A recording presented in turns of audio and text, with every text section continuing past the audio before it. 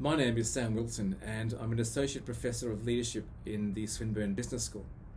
Today I want to talk to you about the concept and practice of leadership for the greater good as part of the AGCE Innovation and Ideas series.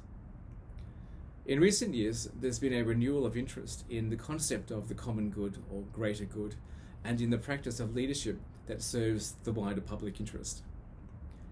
In response to public demand for better leadership and with the generous support of the Graham Foundation, my colleagues and I created the Australian Leadership Index, or ALI, which is a national survey that measures, tracks and hopefully inspires leadership for the greater good across Australian organisations and institutions.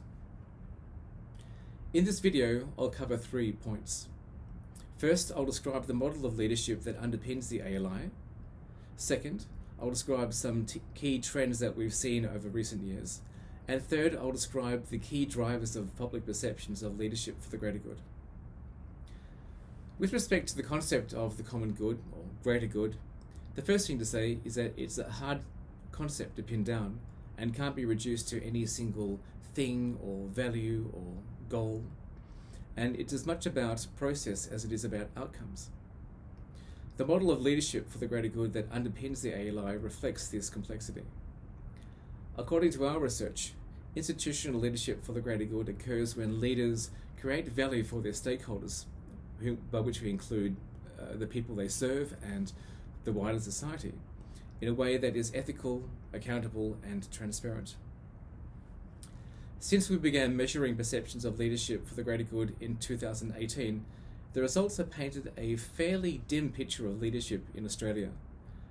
With the notable exception of charities and a handful of public sector institutions, Australians have regarded our institutions as largely concerned with pursuing narrow self-interest rather than the wider public interest. In the advent of the coronavirus pandemic in 2020 was something of a turning point in public perceptions. For the first time, we saw public perceptions of leadership tracking upwards, such that Australians thought that most organisations serve the wider public interest rather than their own self and vested interests. This is encouraging, but there are no guarantees that these trends will continue. So with that in mind, I'd like to conclude with a few tips for leaders to help guide their practice so that they can improve the odds that they'll be seen to be serving the wider public interest in their leadership.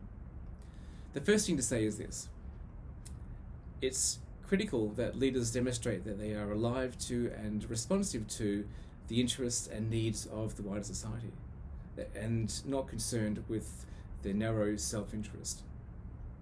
Next, it's important that leaders demonstrate a high commitment in word and deed to the highest ethical standards.